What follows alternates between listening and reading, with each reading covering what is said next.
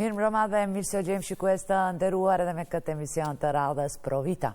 Ditë më parë ekipi i Provitës vizitoi Spitalin Klinik të Tetovës për të takuar me ca mjekë cilët patë mundësi ti takojmë. Një ndërta ishte edhe radiologu, domethënë specialisti doktor Argjend Imeri, i cili sonte është drejt për drejt këtu bashkë me ne dhe me ju, kuptohet.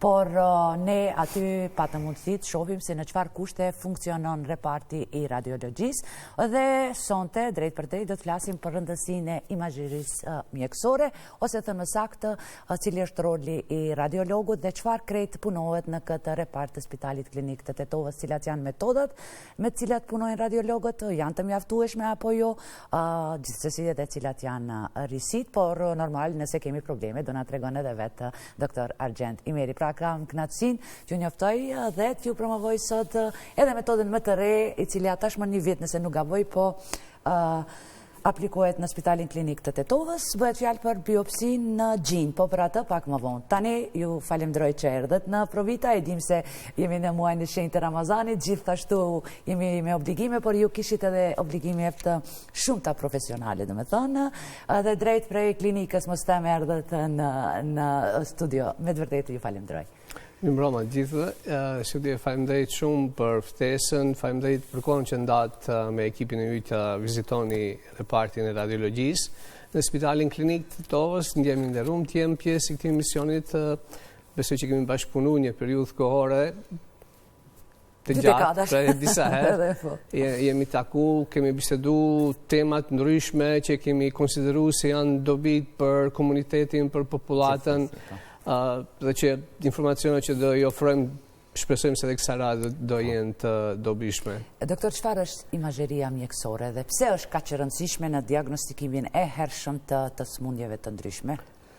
Imazheria diagnostike ose radiologjia, apo si e njihet në popullatën e rentgenit, më tepër njihet si radiologji definitivisht. Është një metodë, domethënë, e cila më anë të rrezeve X ose modaliteteve ndryshme diagnostike që ne i përdorim, arrin të depërtoj në thellësitë, në brendin e trupit të njeriut, pa përdorur operacion, pa ashtu dhe me thonë, dhe në afron një diagnostik qartë dhe që është një ndërshtyllat kryesore të mjekësisë, pasi pa një imazheri, pa një diagnostik paraprake, nuk mund të funksionojnë asnjëra nga degët tjera të mjekësisë, qoftë me thënë kirurgjia ose mjekësia interne.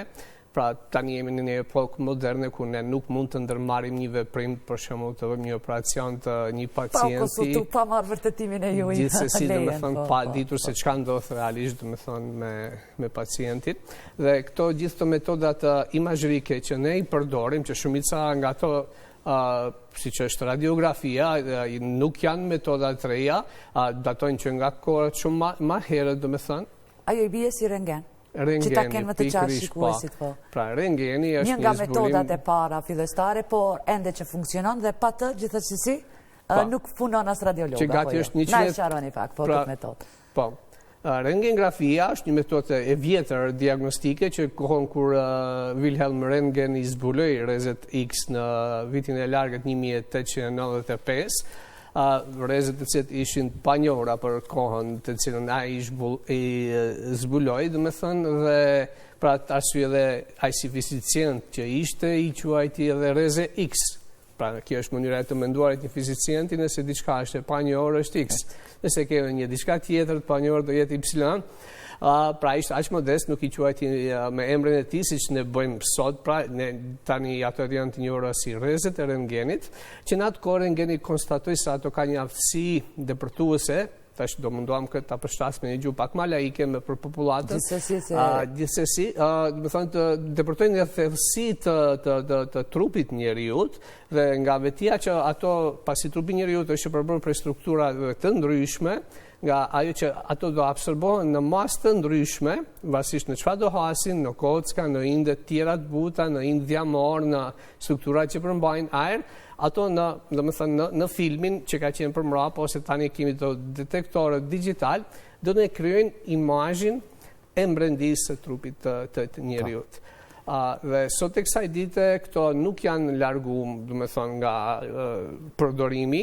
I kësaj metode, po, si është një metodë që përdor një dorë të ulët të rrezatimit, është në dispozicion pothuajse ndoshta në çdo spital, në çdo shtëpi shëndetit, dhe është, do thoja, ajo porta kryesore, primare, në të cilën duhet të depërtojmë, me të cilën duhet të fillojmë, para se të fillojmë të zgjerohemi në modalitetet ose metodat tjera diagnostike. E tani do i lusë edhe regjin, të shofim derisa bashkërisht do i shofim ato sekuenca që i morëm apo jo bashkë, të cilat do me thënë i gjiruam në Spitalin Klinik të Tetovës, në ndërkohë fillimisht në mënyrë do me thënë telegrafike mund të na informoni për cilat metoda do flasim. Sot derisa edhe në ekranet tona edhe shikuesi do i shofim kushtet në cilat punoni ju edhe kolegët e juaj.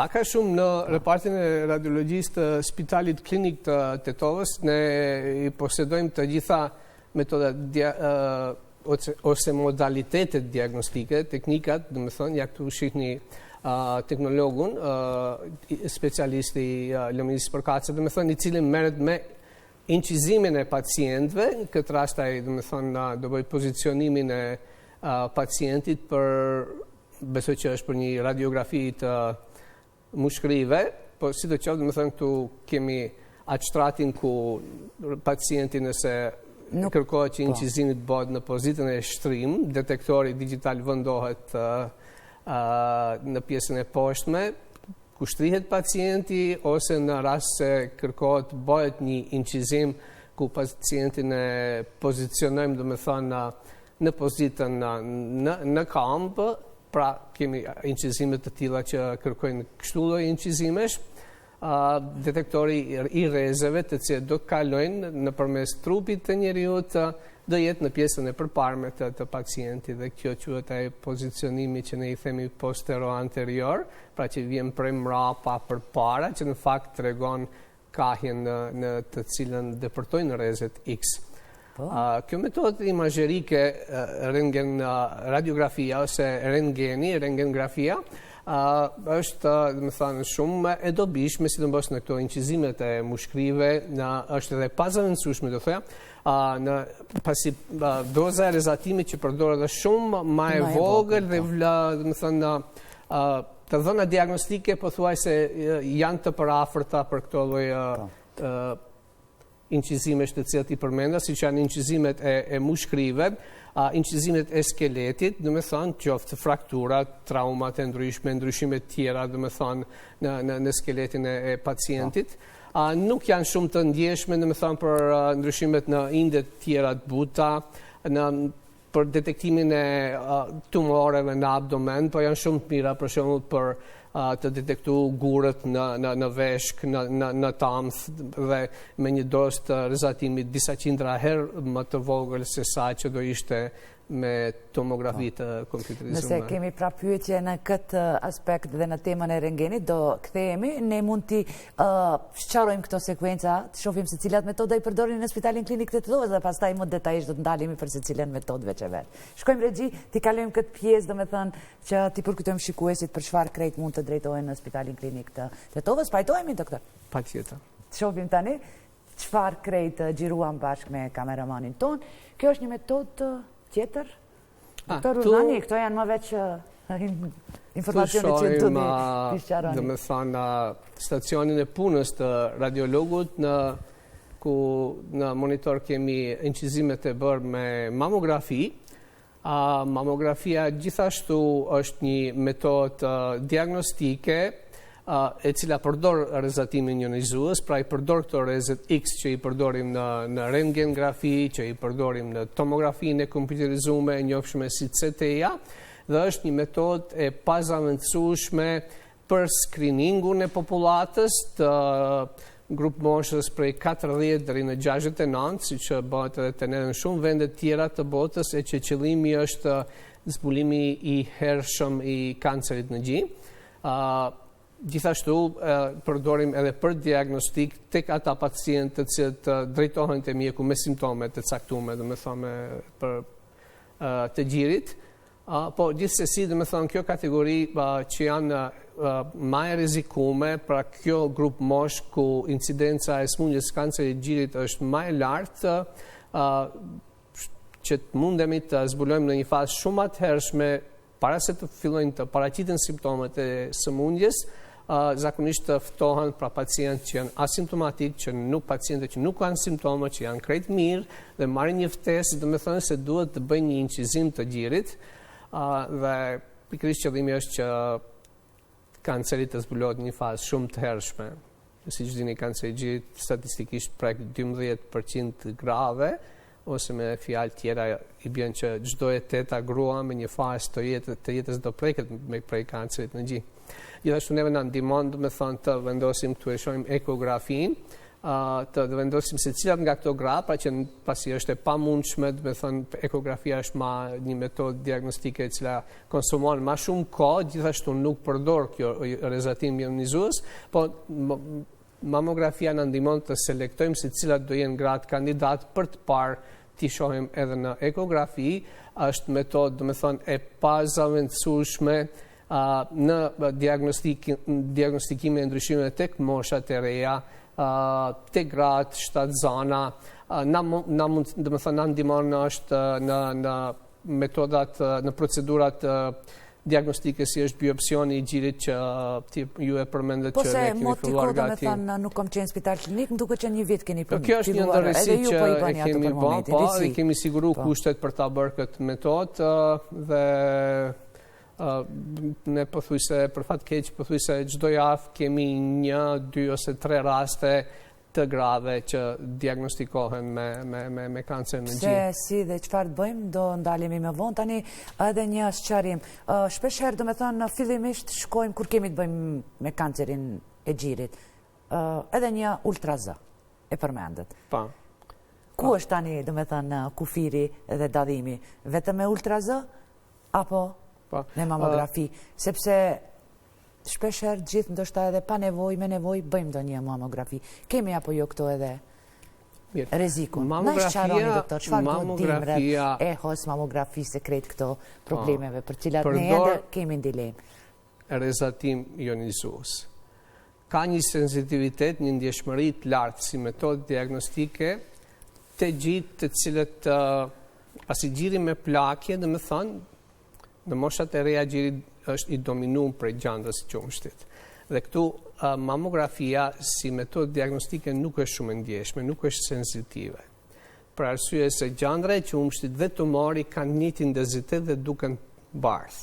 Pra, një gjih i cili është 3-dimensional, në një mamografi do del si një fotografi 2-dimensionale ku përmbulohen të gjitha strukturat, dhe nëse tumori dikun është për brenda gjëndrës, ka atë një intensitet si gjëndra, është sikur ke një libër me fletë të bardha, dhe ti brenda atyre ke fut një fletë vogël dhe tentojsh ta shohësh kështu në dritë se a ka diçka brenda.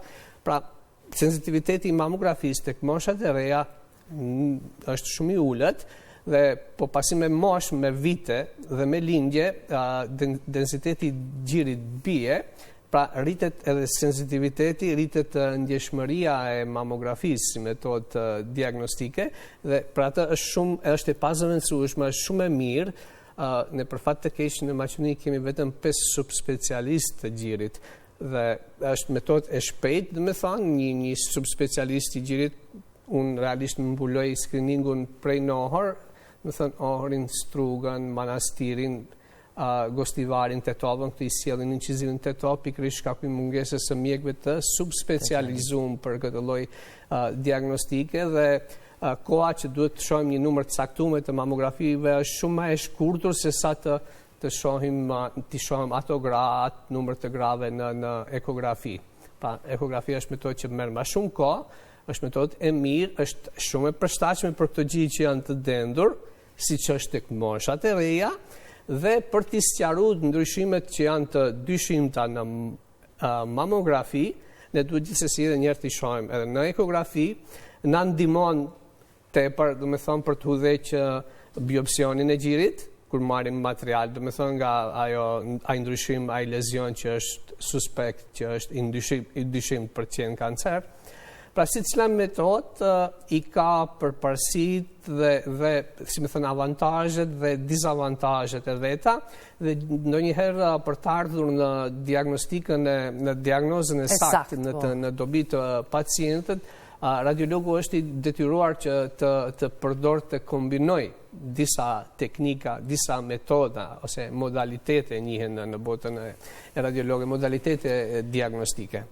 Pra të kombinoj edhe mamografin, edhe ekografin, sipas nevojës. Edhe në fund, sipas nevojës biopsin, më mërmenjë. Mandi, biopsioni është gjithsesi, do me thonë se ne ka vlen ajo maksima se diagnoza fjala e fundit është e patologut, pasi ai atë ndryshim të dyshim, të suspekt që ne e shohim me metodat imazherike që ne e përdorim, ai e vërteton në mikroskop ishe qelizat, do me thonë, të cilët janë prezente në atë ndryshim. Atëherë, kur është momenti kur një femër duhet bëj ehon e parë të gjinjeve? Dhe a mundet aty për aty, do me thonë, të bëjë ndonjë lëshim, nëse vetëm eho edhe radiologu e kalon? Ose internisti, tani edhe internistët i bëjnë ato, apo jo? Kontrola, si shkon? Na i tregoni procesin. Do me thënë, se po bëjnë lëshime, doktor. Po bëjnë lëshime, doktor, se faktikisht ka shumë gra cilat me të vërtet kanë bërë një eho, kanë bërë një mamografi dhe pas një kohë shumë të shkurt ndoshta më vonë. Ja, për fakt keq, si po ndodhë, si po shkon, si na e sharani? Janë mjek shumë të respektuar për smundjet interne, po nuk kanë trajtim adekuat për diagnostik gjirit. Këtë ato e din vetë, unë besoj në integritetin e tyre moral, që nuk ndërmarrin diçka me të cilën nuk janë të përgatitur, as teorikisht, po as praktikisht për bërë një diagnostik tillë. Pasi pacienti si i tillë, do me thonë, nuk është i vetëdijshëm se ka qenë te mjeku i cili nuk është i asaj lëmie, dhe do e konsideroj... Nuk kanë bëj vetëm tek internisti, doktor, besomni që ndoshta edhe radiologu e bën një lëshim. E bën edhe radiologu, se në eho pastaj ndonjë kombinim... Po thash, ne kemi veç 5 radiolog të gjirit në këtë shteti. Pa çështje personale, çfarë po ndodh që po vim vonë ose po diagnostikojmë i vonë?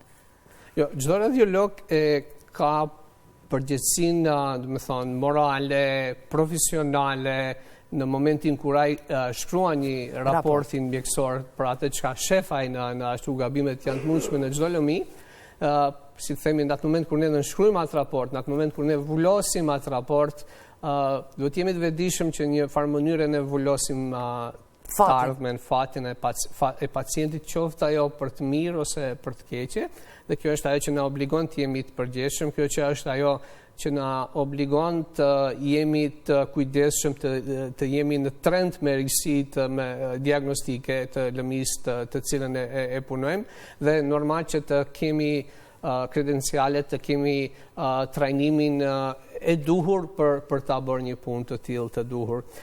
Ka shpesh keq interpretime, për shembull, unë do isha i lumtur sikur ginekologët të kishin një farë trajnimi për diagnostikën e gjirit, po në popull si vlen ato janë doktor të grave. Vendet evropiane më duket që edhe praktikojnë vendet e zhvilluara, edhe ginekologët mund të bëjnë. Unë kam vizituar disa vende evropiane, kam pasur privilegjin të jem pjesë e trajnimeve të organizuara në këto vende evropiane, tash nuk e di konkretisht për cilat ju flisni. Në rregull, s'ka nevojë të përmenden edhe qendrat. Ginekologët atje për shembull në Gjermani, ginekologu bën operacion të gjirit, por nuk bën diagnostik gjirit, pret nga radiologu që të bëjë diagnostikën dhe të t'i tregojë se çka duhet, ku është tumori, ku është ndryshimi. Po, është ashtu doktor, pa radiologu nuk mundemi apo të ndërhyjmë as kirurgët tanë. Po këtu, domethënë, pasi dolëm konkretisht te diagnostika e gjirit, tash kishim edhe nder për të përmendur këto të tjerat, po besoj që kemi kohë sot do të bisedojmë gjëra gjatë. Do të thënë, këtu të ne është pak më ndryshe kjo organizim, këtu është kirurgu torakal, kirurgu i kranorit, ai që merret me operacione, do të thënë, e gjirit, nuk është ginekologu. Tash vende ndryshme. Këtu është një farë lloj edhe bashkëpunimi radiologu, onkologu, pastaj vjen puna tek kirurgu. Radiologu është ai që dyshon i pari në ndryshimin që e vëren, në atë lezion që e vëren tek gjiri, dyshon në natyrën e tij maligne, dhe që indikon atë se duhet të bëhet biopsioni i gjirit. që mund të merret material prej atij ndryshimit të dyshimt dhe që ai të mandej të dërgohet te patologu të vërtetohet në mënyrë histopatologjike se çfarë ndryshimi është dhe mbas asaj të diagnozës që do kemi nga patologu ne të dimë domethënë se çfarë duhet bëjmë, a do të ketë nevojë për intervenim kirurgjik apo si do jetë. Besoj se kjo ishte njërit edhe një përgjigje një shikueses e cila, domethënë, rrjetet sociale e bëjnë vetën kur shohim se kë e kemi në emision, vijnë ca porosi sepse kishte këtë farlloj dileme se Qenka Dio, domethënë, ka kaluar gjitha këto gjëra që i përmendëm deri tani. Këtë rast je filteri këtyre pyetjeve. Pa jo rastisht doktor, jo rastisht jemi edhe spontan. Në rregull. Do vije koha tani nuk mundemi gjithë të përqendrohemi vetëm në pyetjet sepse me të vërtetë domethënë janë jo pak, por do mundohem ato të cilat besoj që do na mund të na shqaroni dhe në një mënyrë edhe tjetër shqaruat se çfarë krejt u desh për pacientët dhe tani besoj se pacientët janë një fjalë, do të dinë se si të veproj. Pse po vim kaq vonë tek diagnostikimi? Edhe çka pasi të diagnostikohemi? Nga përvoja juaj tani na trethin ku po punoni? Këthat keni 2-3 raste? Gjithmonë vonesa në diagnostikim të hershëm të cilës do smundje është, pra nuk është një fajsimi i populatës për mos informimin, për mos edukimin shëndetësor, po është mungesa e edukimit shëndetësor, mungesa asaj edukimit në aspekt të zbulimit të hershëm të një smundje të caktuar, sidomos të smundjeve të cilat janë më të shpeshta në kategori të ndryshme të populatës, ju përmendet kancerin e gjirit, pra që prek 12% të grave, ekziston mos informim, domethënë sidomos kur kemi të bëjmë me gratë që vinë në stad të avancuar dhe kur ti e pyet se a ke bërë ndonjëherë kontroll gjirit dhe kur thotë që nuk kam bërë asnjëherë dhe kur e pyetja e saj, përgjigjja e saj radhës është nuk kam bërë se nuk kam patur problem, pra që shihet qartë se mungon. E dim se dhe shenja nuk jep domethënë kanceri i gjirit, kur jep më shenjat është vonë. Për gjitha ato që një grua i konsideron problem, zakonisht nuk janë problem real në diagnostikën e gjirit. Më thënë, një grua e shqetëson dhimbja në gji. Kjo është arsyeja e shpeshtë, më thëmë, sepse vinë në kontrol, e që janë pjesën më të madhe. Kur do të vinë kontrol?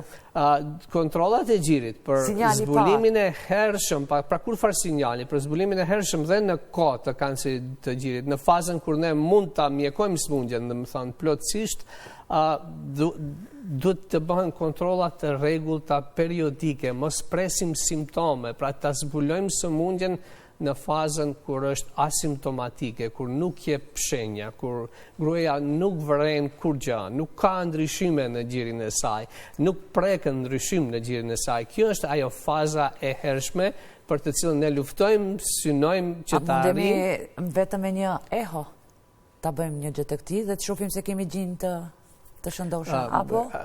Këtë gjë nuk ka nevojë të ta lodh kokën ajo, se radiologu mund të përdor disa metoda, disa teknika diagnostike për të ardhur te diagnoza.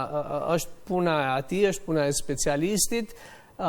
Dhe gruaja duhet jetë e vetëdijshme që është në periudhën reproduktive, po edhe në periudhën, në fazë në atë kur është në menopauzë, pasi me mosh rritet edhe rreziku për paraqitjen e kancerit në gji, ajo duhet të bëj kontrolla të rregullta, spaku një herë në vit të bëj kontrolla të rregullta. Femrat më të reja, kontrollën e parë dhe kontaktin e parë me radiologun, kur ne kemi këtu në Shkup funksionon shumë mirë, po më duket tani mos them shumë mirë, po funksionon në screeningu. Edhe ato thirrje që për momentin ka një pauzë në atë aspekt, po shpresojmë se së shpejti do fillojë sërish screeningu nacional.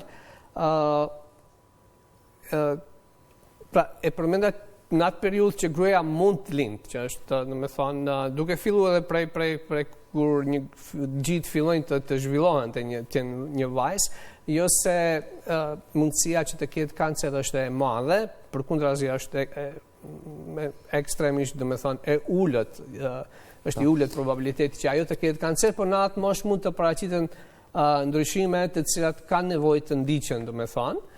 Kështu që pra pothuajse për çdo grup mosh, por për moshat e reja e definuam që duhet bëhet ekografia ose ultratingulli ose ehoja, të shpërdorim terminologji që është më e njohshme për populatën, e cila nuk është e damshme, nuk ka rezultim. Është e damshme mamografia, dhe sa?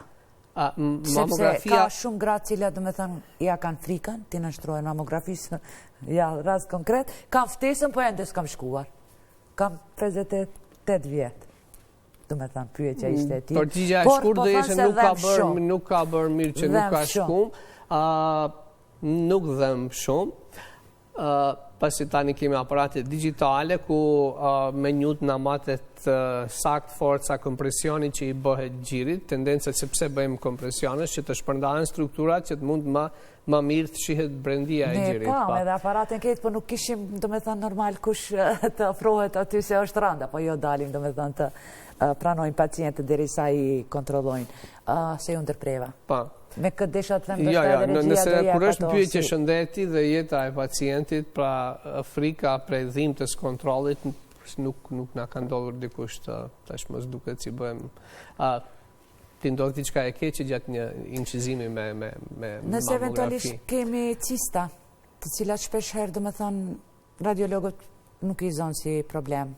Çfarë ndodh kjo? Mund të nga cista të del ndonjë problem më serioz? Për arsye vetëm se janë të vetmet ndryshime benigne, për të cilat me siguri të plot 100% mund t'i kategorizojmë si benigne, nuk kanë potencial të ndryshojnë, të alterojnë, të bëhen maligne, dhe këtu është ajo diskrepancë ose keq informimi për mjekët të cilët nuk kanë edukimin përkatës për diagnostikën e gjirit dhe të cilët bëjnë panik për cistat. Janë ndryshime normale që paraqiten te gjiri i ri, dhe kur gjiri plaket dhe zhduket një farë mënyrë gjandra, pra një grua më shumë, nuk kom pa ende grua mbi 70 vjet që ka cista, kom pa në mosha 3-a. Edhe ajo kur ka qenë 18, 20, 25 apo 30, ka patur cista, po janë zhdukur me kohë. Pra asnjë cist nuk bëhet ndryshim malin, për arsye në vetëm si një cista përmban ujë brenda dhe uji është 2 hidrogjen dhe 1 oksigjen, kështu nuk ka strukturë qelizore. Për të bërë diçka kancer duhet të jetë një qeliz, që përmban krejt elemente që ka qeliza, citoplazmën, membranën, organele qelizore, të ketë ADN-a që do ja jap instruksionin e caktuar se duhet shumohet të ndahet. Pra ashtu sikur një gotë me ujë nuk shumohet në vetveti të bëhet një kofë me ujë, edhe cista gjithsesi nuk do, ajo do mund me kohë të zhduket, po nuk do bëhet ndryshim malin. A është e domosdoshme bërje biopsisë? Edhe mund të jetë e rrezikshme. Një nga pyetjet që kanë bëjnë me kancerin e gjirit dhe pastaj besoj që nuk do ma zënë për të madhe shikuesit të cilat në gjikën dhe mundohet të na kontaktojnë përmes rrjeteve sociale, sepse kemi edhe tema tjera, po jo për t'i trajtuar. Ndoshta duhet një metodon i veçantë në kombinim me onkologe, me kirurg torakal dhe me radiolog. Besoj që do e realizojmë edhe një emision të këtij. Është e damshme nëse neglizhohet ndryshimi që është i dyshimt për kancer dhe nuk verifikohet deri në fund dhe nuk dim se duhet ta trajtojmë pacientin, pra kjo është ajo që është e damshme, kjo është ajo që është e rrezikshme për shëndetin e pacientit dhe për mjekun që nuk ka arritur, domethënë, të gjejë një gjuhë të përbashkët me pacientin, ta informoj atë se procedura e biopsionit gjirit është për të marrë material prej këtij ndryshimit të dyshimt dhe e cila do vërtetohet mandej nga patologu dhe do dim sakt se çfarë tretmani duhet bëj. Pra nuk është rrezikshme procedura e marrjes së materialit të dyshimt, është rrezikshme e kundërta.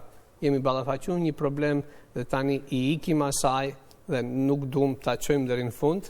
Kjo mund të jetë me pasoja tranta për shëndetin e pacientit. Çfarë do i kishit thënë atyre që mendojnë se nëse eventualisht preket dhe shpojnë një gji, mund ta shpërndajmë ne vetë, duke bërë biopsi ose punkcion? Kemi edhe tema tjera. Praktikisht mundësia e diseminimit, shpërndarjes. Shpesh kemi përmend ne edhe me kolegët e juaj këtu se nuk është ashtu sipas juve, ekspertëve, po ja që ekziston mendimi nëse preket. Inekzistente, shpesh gjatë marrjes së biopsisë përdoren ashtu udhëheqës të gjilpërës së biopsisë, të cilët depërtojnë deri te masa tumori dhe nëpërmes atyre depërtohet me gjilpërën. Pra, krijohet një farë tuneli, një kanali prej pjesës jashtme lëkurës së pacientit deri te tumori, dhe nëpërmes asaj, në brendin asaj futet gjilpëra e cila do marrë material prej biopsisë, dhe mundësia praktikisht është inekzistente që të diseminohet, të shpërndahet në pjesët tjera të gjirit, po edhe nëse do rije atje pa mu vërtetu se çka është dhe ajo do rezultoj që është kancer, ajo do diseminohet dhe shpërndahet vetë në pjesët distante të trupit, do metastazoj dhe do e rrezikoj jetën e pacientit, do ndikoj në humbjen e viteve të jetës së pacientes, do rezultoj në humbjen e kualitetit të jetës që i ka mbetur kësaj paciente, në intervenime më të rënda, do me thënë, kirurgjike, ndoshta më të komplikume, në trajtime onkologjike më të rënda që do i përballoj. Kur e dim se diagnostikimi i hershëm i gjirit, do me thënë, definitivist diagnostikimi i hershëm është ai që shpëton jetë. Çfarë është ajo që ju keni parë gjatë këtij viti derisa keni, do me thënë, bërë këto biopsia? Kemi raste apo jo? Dhe në cilin fazë po vinë gratë tonat? Sepse radiolog jeni me dekada. Kemi, thash unë, më vjen keq që të them, po në spaku kemi diagnostikojmë një rast në javë, deri 2 deri në 3. Në cilën fazë? Faza mandej është ajo që nuk arrim të ndjekim në deri në fund, pasi ajo do bëjë incizime tjera, do me thonë, edhe do konstatohet.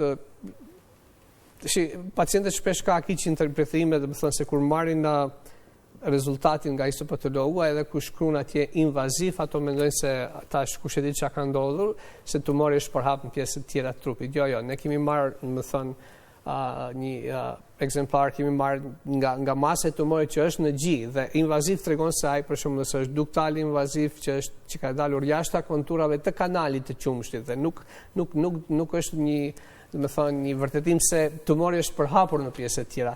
Pra, sa më herët që të intervenohet, sa më herët që të diagnostikohet, sa më herët që të fillohet me tretman, me terapinë e pacientit, cilat të qoftë ajo kirurgjike, onkologjike, do kemi rezultate më të mira në mjekimin e plot pacientëve.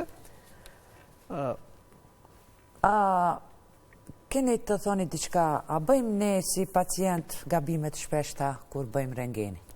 Dhe si do e kishit të shpjeguar ju këtë? Jo, pacientët nuk gabojnë, nuk duhet të frigohen për një incizimi rentgen, as një incizimi CT, as një incizimi me rezonancë magnetike, as mamografi, as ekografi, por duhet një gjë të ketë parasysh që zakonisht incizimi, çfarë do lloj incizimi, çfarë do metode imazhërike, pa qoftë edhe analizat laboratorike që i bën pacienti, shërbejnë për mjekun i cili do e trajtoj pacientin. Dhe pacienti nuk duhet në kokë të vete të bëj një incizim vetëm sa i don të shohë diçka. A kemi edhe raste të këtilla kur thjesht kërkojmë drejt për drejt duke janë shkaluar, domethënë gjitha këto metoda pak më të mund të quaj më të thjeshta, sepse gjithdesi po kërkojmë kohën e fundit drejt në rezonancë magnetike, sepse mendoj se mund të kem këtë, kemi, po kjo pikërisht ndodh pasi pacienti nuk e kalon filtrin e mjekut e cili duhet ta udhëzojë, i cili duhet ta di se çfarë incizimi duhet, edhe rezonanca magnetike aq sa është e mirë për disa gjëra, pra ajo nuk është e dëmshme, po ajo mund të huqë gjëra shumë të rëndësishme, pra duhet mjeku të jetë ai ose radiologu ose specialisti që trajton pacientin, që do përcaktoj se cila metodë diagnostike nevojitet, do me thonë, po, çfarë incizimi nevojitet duhet bëjë pacienti. Kur duhet nga rentgeni, ose nga një eho, të kalojmë në CT, ose kompjuter tomografik. Se kemi rezonancë magnetike që të dyat janë, ne i themi, që na fusin si tunela, po. Po, mirë, radiografia me një dozë shumë më të vogël, pra duhet të jesh ajo hyrja e parë, do të thënë dera e parë që duhet të futemi në diagnostikë. Është mirë të fillohet shpesh me një radiografi, sidomos në incizime të mushkërive. Nëse kërkojmë ndryshime ose trauma të skeletit, është mirë të bëjmë një radiografi, mos shkojmë në këto metoda që kanë disa qindra herë më shumë, siç është tomografia e kompjuterizuar. Por kur na duhen për shembull ajo thash rentgengrafia ose radiografia, i ka mangësitë e veta, pasi për shembull nuk është aq, nuk na jep shumë detaje për rindet tjera të buta, për organet tjera parenkimatoze, për sidomos në pjesën e abdomenit, heparin e se çfarë do të kështu. Kështu që sërish atëherë ne mund të bëjmë këto incizime tjera, por nëse këto i indikon, nëse këto i kërkon mjeku specialist i lëmis, në të cilën pacienti është drejtuar me ankesat të cilat ai ka. Atëherë na sharoni kur duhet bëjmë dhe për çfarë zakonisht përdoret CT-ja, që pastaj të kalojmë edhe në rezonancën magnetike, se janë dy aparate që duken ngjajshëm, por dallojnë në diagnostikim dhe në çka ju do na sharoni. Pacienti që i ka provu të dia e din se nuk janë shumë të ngjashëm. E para CT-ja është incizim i zgjatë shumë më shkurt, dhe për këtë arsye ne e përdorim në rastet urgjente shumë. Ka rezatim të cilin nuk e ndjen pacientit në moment, po mund ta ndjejë mbas disa viteve. Rezatim ionizues, i cili mund të ketë efekt negativ në shëndetin e pacientit. Po flasi për kompjuterin tomografik apo për CT, rregull? Po. Kjo është ajo që ai na mundson ne ta shohim brendin e trupit ton se tomos, do të thonë prerje ose edhe grafi për shkrimi asaj prerjes, pra ta shohim trupin njeriu të themi në feta, në riska kështu të preme, sikur atë bukën që e pret në shumë ashtu ne. Pa ne quajmë atë prerje aksiale ose transversale, dhe mandej me mundësi që të rikonstruojmë edhe ndarafshe të tjera nëse na duhet ajo për ta bën për.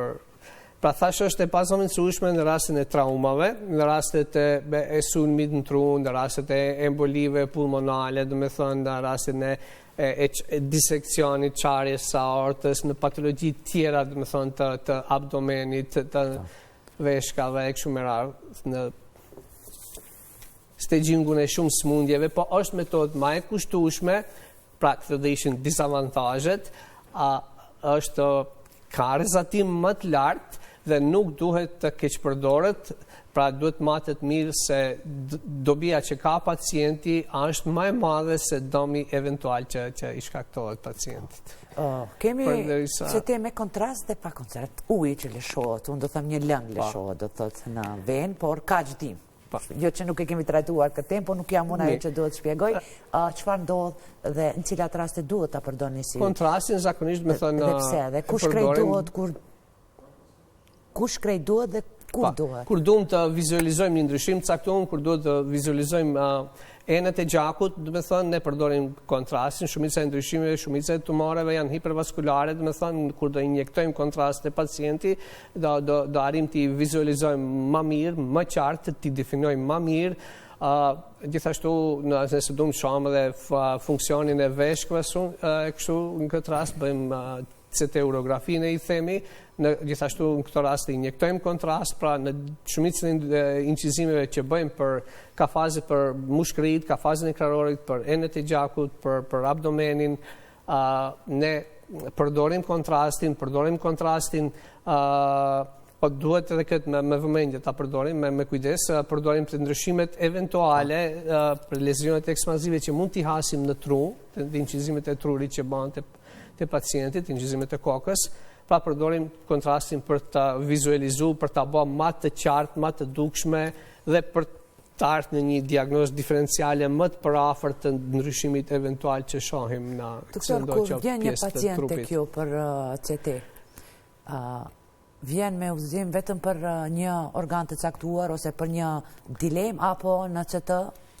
Zakonisht vjen për një sistem, një pjesë të ose një organ, si themi, si shprehim, po. Vjen për kokën, vjen për kranorin, vjen për abdomenin, do të thonë, edhe kështu me radhë, ose nëse është një traumë, mund të jetë edhe me protokoll politraumës, do të thonë pjesë të ndryshme të trupit bëhen me CT. Mund të incizime, do të thonë, të ekstremiteteve, të traumat e ndryshme. Po zakonisht, më thonë, është mirë që të fillohet me një metodë që ka më pak rrezatim, dhe mandej nëse indikohet, nëse diçka është e paqartë, si thumë, inkonkluziv, do të thonë atë aspekt nuk kemi diagnozë të saktë, atëherë të kalojmë me një incizim me tomografi të kompjuterizuar ose CT. Që i them. Rreth CT-s.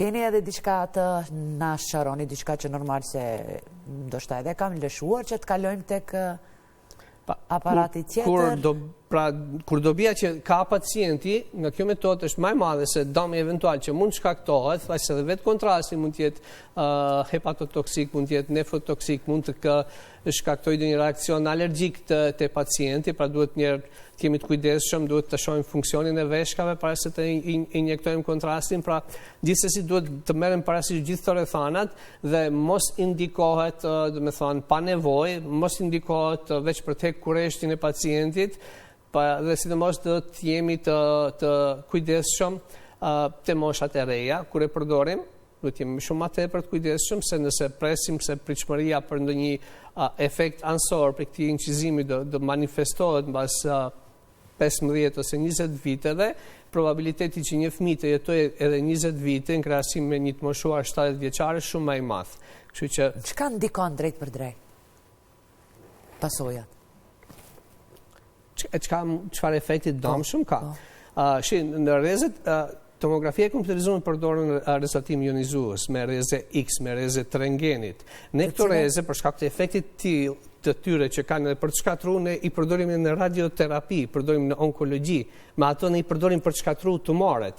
Ashtu siç mund ta shkatrojë një tumor, ajo mund të shkatrojë edhe qelizat normale. Pra thjesht do ndikojnë në ADN-n, do shkaktojnë një ndryshim të caktuar atje dhe e cila mandej do rezultoj me një, si të them, një ndryshim malign, themi me kohë, me një shumim të pakontrolluar të qelizave abnormale dhe në këtë mënyrë do e rrezikoj shëndetin e pacientit. Po ju pyes për këtë doktor sepse besoj se edhe ju keni pas raste të këtilla dhe ndoshta edhe i dini se shpeshherë kemi fillu me këmbgulje, ndoshta me konsultim, pa konsultim, ose pa i dëgju specialistët, shkojmë, kërkojmë edhe i bëjmë edhe në ato institucionet private, që të jemi të sigurt që nuk jemi trekur.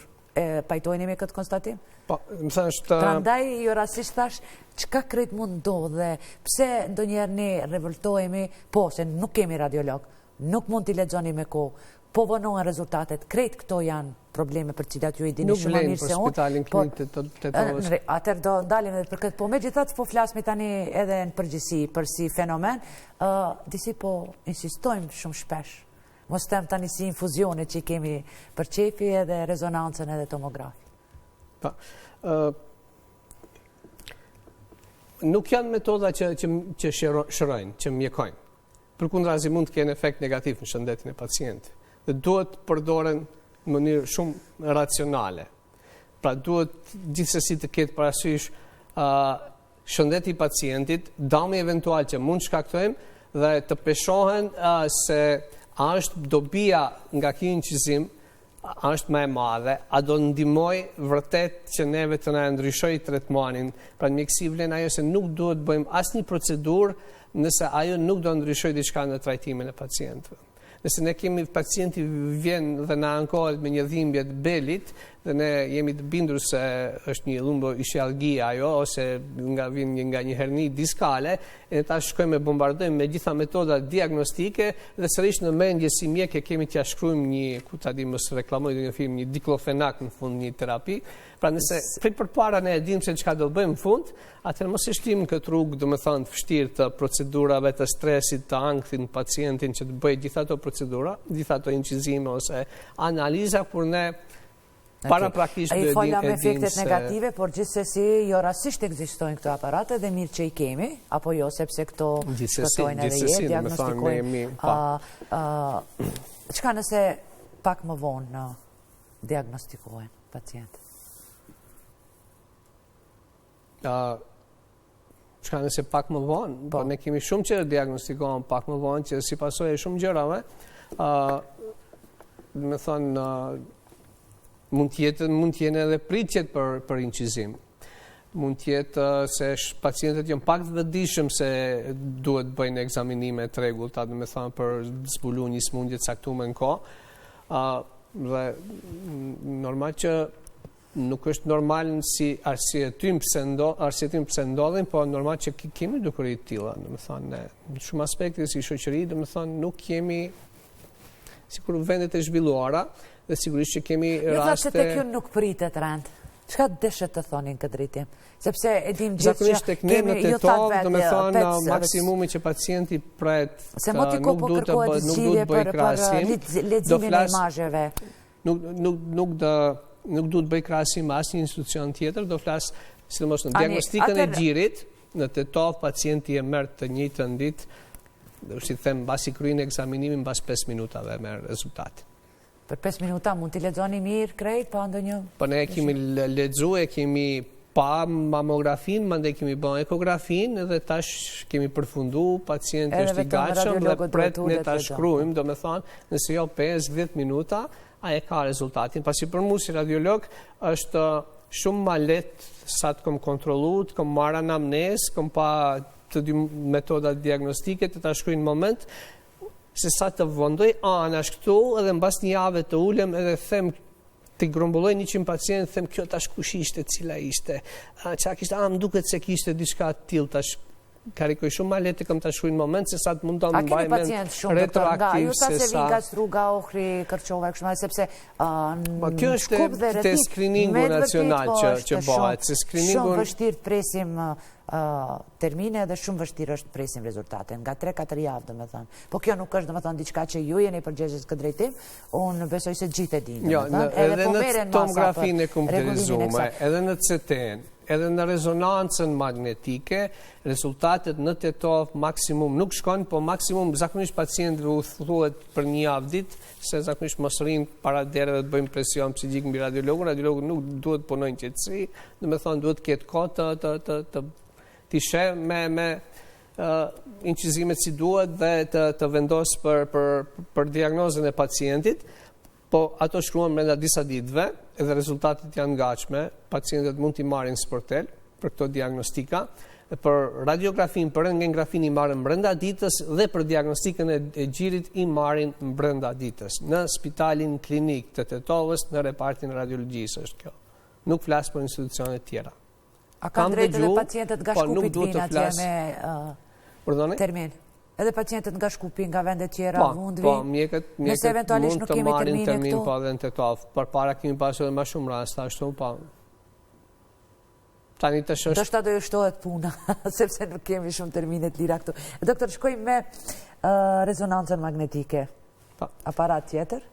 Po, rezonanca magnetike dallon, edhe pse nga pamja pak mund të na gënjë se është diçka e ngjashme me tomografinë e kompjuterizuar. Por nuk është. Rezonanca magnetike nuk ka rrezatim ionizues, përdoren fushën magnetike për të fituar imazhin, për të depërtuar thellësitë në ato fshëtësitë e trupit tonë, themi, në ato sekrete që përmban në organizmin jon, dhe për të bërë një diagnostik të saktë, dhe është shumë e mirë për cilat smundje, për cilat për difinimin e indeve të buta, incizimet e trurit, incizimet, do me thënë, të degenerative të boshtit, të kurizit, për organet tjera, të abdomenit, do me thënë, për heparin, për rrugët biliare, do me thënë, është shumë e mirë, do me thënë, për gjithashtu për lëndimet që paraqiten të sportistët, për t'i parë indet e buta, të cilët nuk mund t'i definojmë qartë me tomografi të kompjuterizuar, lëndimet e menisqeve, të ligamenteve, pra të njëjeve të ndryshme, për tumoret, për të bërë staging, për të bërë, me thënë, të tumoreve, pra për disa gjëra shumë e mirë, po ka edhe mangësitë e veta. Si metodë, gjithashtu nuk mund të përdoret të pacientët të cilët kanë ndonjë implant metalik, ndonjë pacemaker mathershëm. Jo rastisht na detirojmë duke të hiqim gjithçka që kemi. Gjithçka metalike duhet largojmë nga vetja pacienti kur futet për të bërë incizimin me rezonancë magnetike.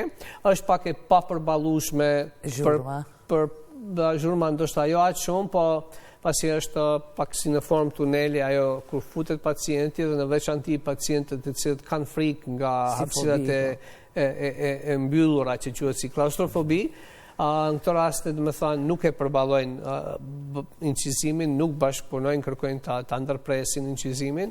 Pra jo çdo pacient mund ta bëjë incizimin. Por nëse është e domosdoshme, më duket se e përdorin anestezian, nëse nuk gaboj. E bëni ju këtë?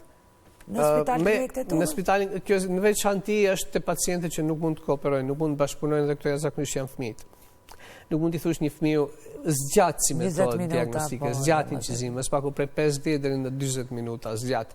Nuk mund t'i thush një fëmijë rri pa lëviz. Çdo lëvizje ti, domethënë, neve na shkakton prishje të imazhit, na shkakton artefakte, i themi ne, dhe me këtë edhe humbet edhe vlera diagnostike e incizimit që ne e bëjmë. Kështu që fëmijët janë pak më problematik. Fëmijët duhet të bëhen nëse janë jo kooperativ, nëse janë në atë moshë që mund bashkëpunojnë, më thonë, i bëjmë pa anestezion, po në asë të tjerë, më thonë, tek ne për momentin nuk bëhen anestezion, është nuk e mendoj që vetëm një qendër është klinika në Shkup, klinika universitare në Shkup, pasi duhet në bashkëpunim me anesteziologun, është anesteziologu ai që pasi kontrollon pacientin, vendos a do jep anestezion dhe ai që sa që di unë ai mandej e cakton edhe terminin më kur do shkojnë, kur do bëhet incizimi në radiologji. Një periudhë më herët ne pra një 10 viteve kemi punuar edhe kështu, por mendoj se ishte me vendim ndoshta nga ministria që të centralizohet dhe këto incizime të bëhen vetëm në klinikën universitare në Shkup. Një gjinë arsyet ata se veç kanë vendos diçka të këtit. Rreth rezonancës magnetike, diçka tjetër të shtoni, ndonjë këshill në këtë kontekst, ju si e keni pasi problem, ose ju si specialist, me thënë, radiolog, që mendoni se ne si qytetar ende nuk e kemi të qartë, me thënë, rëndësinë e diagnostikimit dhe është metodë... Se edhe për rezonancë magnetike kërkesat janë të shumëta, diagnostike e avansume, e shtrenjtë, jo gjithherë ma e mirë për çdo gjë, për rastet urgjente, dhe me thonë, nuk mund të azamencoj tomografinë e kompjuterizuar, një pacient që i rrezikohet jeta, dhe me thonë, nuk mund të afusish 40 minuta ta incizosh brenda, se do bësh diagnozën e saktë, po nuk e dia do mbijetoj pacienti atje brenda, dhe pra ka edhe, do me thonë, arsyet e të metat e veta, nuk është aq mirë të themi për frakturat e koskave e kështu me radhë, pasi nuk i identifikon aq mirë sikur që e bën CT-ja. Kështu që është radiologu ai i cili do vendos se cilën metodë do e përdore dhe nuk është pacienti, nuk duhet të jetë pacienti ai që të vit dhe të thotë se duhet bëj një rezonancë magnetike. Sa është me rëndësi bashkëpunimi radiologut, qoftë me onkolog, qoftë me kirurg, por gjithsesi edhe me mjekët të cilët ua kanë dërguar pacientin për gjithsesi bashkëpunimi mendoj që ekziston edhe duhet të ketë bashkëpunim nëse mendojmë të gjithë palët për të mirën e pacientit. Si në aspektin kur mjeku që udhëzon pacienti që të jap dhëna pak më tepër se çka kërkon me incizimin, nuk duhet për shembull të jepet një diagnozë e udhëzimit e gabueshme, ndoshta për të arritur që ta bësh më urgjent rastin, pasi nëse ti ma dërgon një themi incizim të kokës me diagnozë që është lëndim i kokës, unë do humbë shumë kohë tu shiqu skeletin e kokës se mos është i thymë dikund, ati në fakt nuk je duke kërku lëndim kokës, dhe me thënë, koha është e vlefshme edhe për ne edhe për ashtu, që është mirë dhe me thënë saktë të djetë cilat janë shqetësimet e pacientit, a është kokëdhimbja, a është kjo, pra mos të hutohet ndë njerë të radiologu me një diagnozi që nuk është vërtet ankesa kryesore e pacientit, për edhe për të vetë me arsye se pacientit kur vinë ati të ne të regojnë, thëmë, e ke vra kokën, ti e lëndu, jo. Kështu që, kur aje ka udhëzu si lëndim, ne e kuptojmë që nuk është lëndim. Edhe, po, këto janë raste të ralla, ndak mund të ndodhin me kolegë matri që qëllimin e kanë, themi, fisnik të mirë, duan t'i ndihmojnë ati të depërtojnë më shpejt në incizim, po edhe pacientët tjerë që presen, dhe me thonë, kanë të drejtën e prioritetit. Çfarë është për ju urgjencë? Për një CT ose për një mamogram? Jo, çdo gjendje që rrezikon jetën e pacientit, do me thonë, kur janë në pyetje minutat, themi, po ndoshta edhe orët ndonjëherë. Okej, në rregull, nuk po flasim për shembull për aksidente, për jo, nuk janë vetëm aksidentet, apo është edhe sulmin tru, është një emboli pulmonale, është një disekcion, një qarje e aortës, do me thonë, të cilët janë të rrezikojnë, do me thonë, në mënyrë imediate jetën e pacientit, dhe nëse ne nuk kemi diagnozë të menjëhershme, nuk do intervenojmë në formë adekuate. Këto janë ato emergjencat të cilat ne më duket se kemi vetëm një PET scan. Radiologu, sa mendoni se është e preferuar, edhe në cilat raste duhet t'i nashtrojmë? E di se nuk e kemi në spitalin klinikë të Tetovës, po jeni radiolog. Mund t'i lexoni edhe këtë imazh apo jo? Edhe radiologët që janë përcaktu, po kjo hinë në lëmin e mjekësisë nukleare, a janë mjekë që kanë specializime adekuat, dhe me thonë, për të lexu këto. Por besoj që mund të marrin një këshillë dhe informacion nga ju si specialisti radiologjisë, në cilat raste duhet të shkojmë apo jo, se edhe për këtë kemi shumë kërkesa. Do indikoj, dhe me thonë, onkologun këtë rast. Ashtu nuk duhet përziem, nuk duhet të flasun tash në emrin të onkologut. Ai e shef kur dyshon se një sëmundje maligne që ka patur pacienti eventualisht të shoh ose nëse ka patur, do të thonë, një sëmundje metastatike dhe ka marrë një terapi për të cilës pritet një rezultat i caktuar, të shohim deri se sa ka përmirësim në atë aspekt, dhe atëherë do indikonte, do të thonë, një PET scan. Doktor, minutat e fundit për ju, për këshilla, për gjithçka që mendoni se nga ajo që e keni parë, nga ajo që merreni, nga ajo që keni kontakte me pacientët, është me rëndësi t'ja thani shikuesve të Provitës, sidomos qytetarëve ta. Po edhe mjekëve pse jo, duke t'i dhurë nga mjekët e familjare deri tek specialistët tjerë, sepse megjithatë është një trajtim i pacientëve multidisiplinar apo jo, ku duhet kyçen më tepër mjekët fusha ndryshme. Çfarë është ajo që doni ta ndani me shikuesit e Provitës?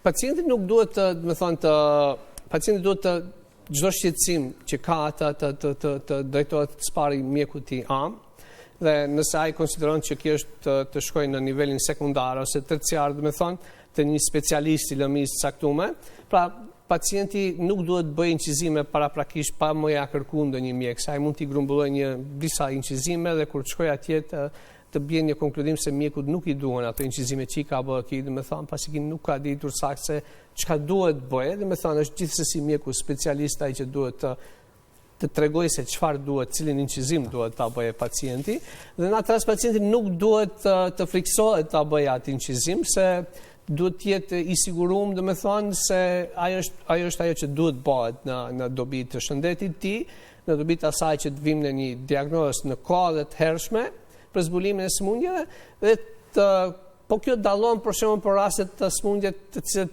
janë aq të shpeshta dhe të cilët nëse nuk bëjmë kontrolla të rregullta, sikur është screeningu për kancer të gjirit, mund të ndodhë të zbulojmë në fazë të avancuar, dhe në këto raste inkurajohen pacientët vetë të lajmërohen për kështu, qoftë nëpërmes mjekut am, po ekziston një faqe, do të thonë, online ku mund të paraqiten vetë gratë dhe të caktojnë termin për screening, që quhet screening.zdravstvo.gov.mk, edhe atje kanë mundësinë, do të thonë, të lajmërohen, të paraqiten qoftë për screening për kancerin e gjirit me mamografi, ose të bëjnë pap test, edhe ka disa metoda tjera të screeningut të cilat i gjejnë në atë faqe, do të thonë, ku vetë pacientët mund të lajmërohen.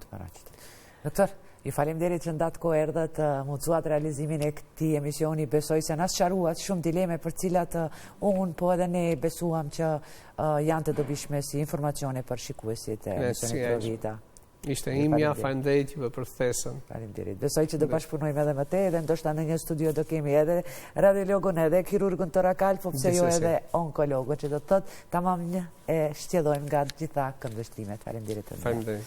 Shikues të nderuar, gjithsesi se falendrimet shkojnë edhe në adresë të juaj. Në shifemi të hënën e ardhshme, e të hënën e ardhshme do keni mundësi të ndiqni intervistën e realizuar me Dr. Valon Hasanin, gjithashtu intervistë realizuar por atje në hapësirat e Spitalit Klinik të Tetovës. Pra shifemi të hënën e ardhshme. Deri atëherë, mirëmbëjtje.